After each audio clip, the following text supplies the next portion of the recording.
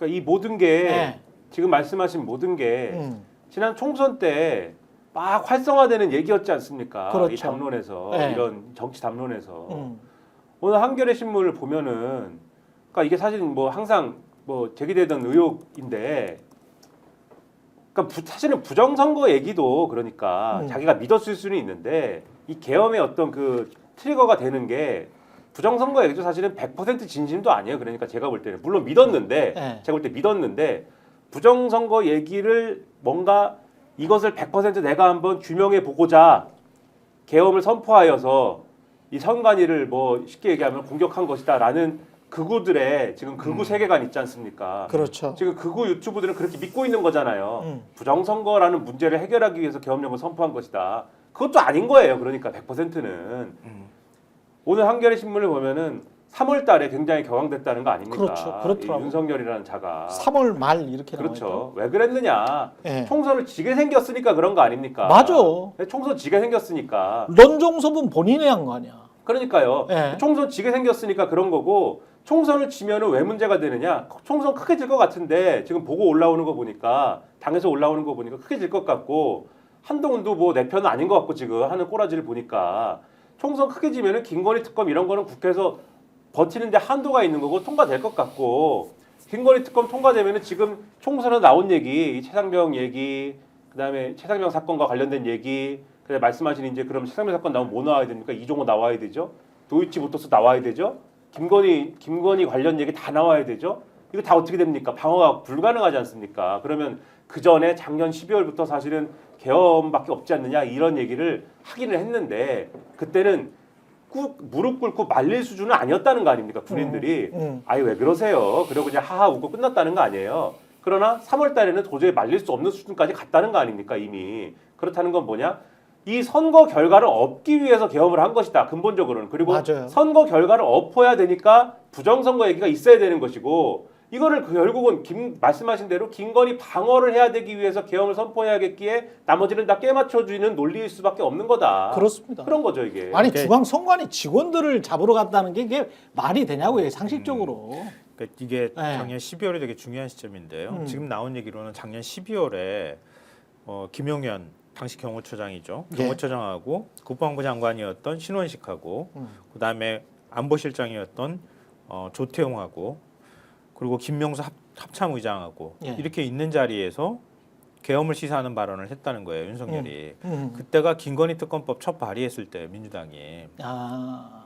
그리고 그때 한동훈이 국민 눈높이 얘기하고 국민 그럴 눈높이 때입니다. 얘기하고 그래서 사실 보수 진영에서는 그 얘기를 해요. 한동훈 때문에 윤석열이 계엄 선포했다는 얘기도 해. 네. 왜냐하면 원래 이게 통제가 안 되는 인간인데 한동훈마저 자꾸 꼭지를 놀게 만드는 거야. 그러니까 한동훈이 자꾸 내가 어찌됐든 비대위원장 임명하는데 저게 사사건건 나한테 지금 시비를 거는 거예요. 그러니까 내 편이 하나도 없다고 생각하니까 더 꼭지가 돌았던 거 아니냐. 그러면서 한동훈 탓을 또 하는 얘기를 내가 들은 적이 있는데 이게 대충 맞아떨어져. 그러니까 작년 12월에 그렇게 김건희 특검법 얘기 나올 때 한번 또 계엄 선포할 것처럼 막 얘기를 했는데 그때는 구체적인 계획은 없어서 그 정도까지는 안 말렸는데 총선 보니까 총선판이 희한하게 돌아가고 3월 말에 거기에 부정선거라는 게 이미 박혀있는 인간인데 자기가 사상권과 할 때마다 한동훈이 방해를 하지. 야당 여론은 굉장히 안 좋지. 뭐 대파 문제부터 시작해가지고 계속 그렇게 몰리니까 그때 그냥 3월달에 확 계엄하겠다고 얘기를 했다는 거 아니야. 또 모임했을 때. 예. 그때는 진짜 구체적으로 하겠다고 얘기를 했다는 거예요. 그래서 막 다 뜯어 말리는 일이 벌어졌다는 거지. 그러니까 이 인간을 촉발시켰던 몇 가지 계기들을 보면 기본적으로 부정선거에 대한 인식들은 계속 극우 유튜브 방송을 보면서 가지고 있었는데 그거 거기에 핑계일 가능성. 거기에 김건희 문제가 하나 떡 더 얹어졌고 자기 마음대로 안 되는데 다시 보니까 총선까지도 완전히 참패할 것 같으니까 판을 확 엎어버리려고 했던 거지. 그러면서 그때부터 시작해서 구체적으로 판을 계속 엎으려고 하는 시도들을 계획적으로 계속 움직임을 가지면서 했던 거예요. 그러면서 결국은 김용현을 경호처장을 국방부 장관으로 보내는 일까지 벌어진 거죠. 이거 좀 개부학적으로 수정을 해봐야 되는데 보면 윤건희한테 비상계엄을 상수했던 것 같아요. 자십니다. 개부학적으로 추적한다. 아니, 왜냐하면 윤건희가 김건희예요? 윤석열하고 수사를 김건희를 하시는 섞어가지고요. 둘을 이렇게 따로 분리해서 설명이 좀 안 되는 게 너무 많아서 맞아요. 2022년 대선 전 캠프 관계자가 이 윤석열이 그 당시에 계엄령 얘기했다는 거잖아요. 내용이 그런 겁니다. 예를 들면 집권 후에 반대 세력의 소란이 심해지거나 촛불 시위 가능성이거나 화재가 나오자 그게 무슨 걱정이냐?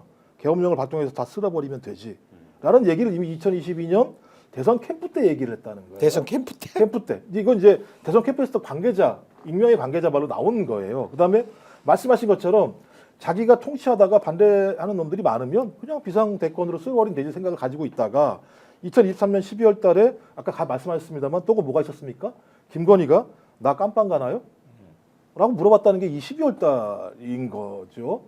그러니까 전 적어도 윤건희라고 하는 이 두 사람은 자기의 이익을 위해서라면 자기 앞을 가로막는 사람들에 대해서 어떻게 제거할 것인가 다양한 방식으로 제거했겠습니다만 최종적 방식으로 대통령은 비상대권을 가지고 있기 때문에 그것들을 실행할 생각을 계속했던 거고 거기에 가장 적합한 사람이 누구였느냐?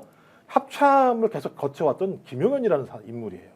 합참이 계엄을 다 한단 말이에요. 대부분 다 준비하고 예비하고 다 검토하고. 근데 김용현이 이 내용을 다 알았던 거죠. 합참에서 계속 불고 왔던 사람이고 작전도 아는 사람이죠. 그러니까 계엄과 작전을 다 아는 사람이 옆에서 계속 그 내용에 대해서 얘기를 해주니까 이건 그냥 자기가 또 비상대권의 가능성 문제가 아니라 실행이 가능한 영역으로 들어오기 시작했다는 생각이 들어요. 그러니까 2023년 12월, 2024년 3월 말, 그다음에 2024년 8월 달에 직접 안가에다가 다 불러가지고 그 방첩사, 특전사, 수방사 다 불러가지고 작전 계획을 짜기 시작을 했었고 근데 또 하필이면 12월 3일이냐. 이건 예를 들면 작전이 아니라 주술이라는 얘기가 나오는 상황인 거잖아요.